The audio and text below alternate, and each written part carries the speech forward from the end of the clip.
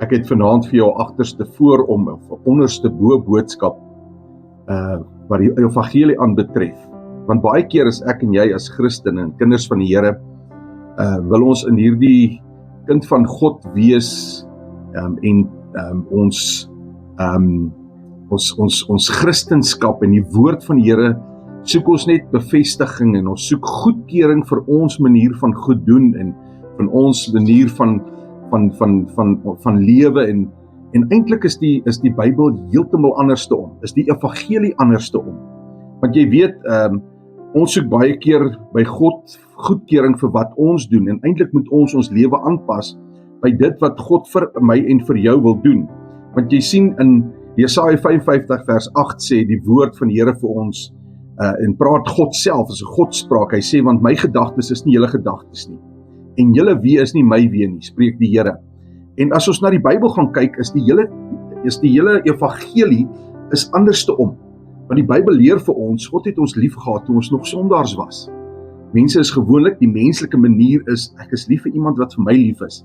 Maar God kom en sê, kom ek flip hierdie hele teologie van die mens en die gedagte van 'n mens en sê, ek het jou lief toe jy nog 'n sondaar was. En weet jy, reg hierdie Bybel, leer die Bybel vir ons hierdie agterste voor om teologie. Matteus 20 vers 26 sê, as ons wil leiers wees, moet ons dienaars wees. Johannes 12 vers 24 sê, as ons wil lewe, moet ons sterwe. Lukas 6 vers 38 sê, as ons wil kry, moet ons eers gee en dan sal jy ontvang. En reg deur die Bybel sien ons soveel voorbeelde daarvan. Jesus was die jongste seun en hy maak hom koning. Die koning sterf vir my en vir jou sondes.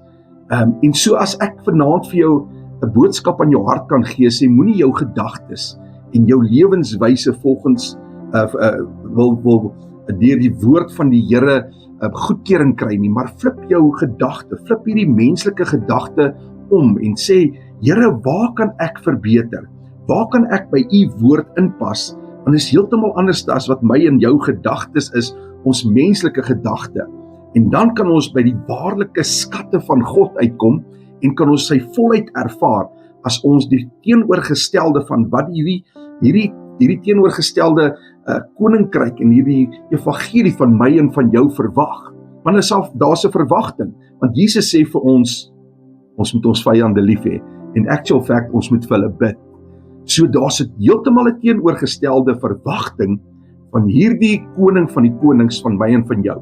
En ek wil jou aanmoedig, as jy dit gaan begin doen, as jy dit gaan raak sien en jy dit deel van jou lewe gaan maak, gaan jy seën ervaar, gaan jy die volheid van God ervaar soos nog nooit in jou lewe nie.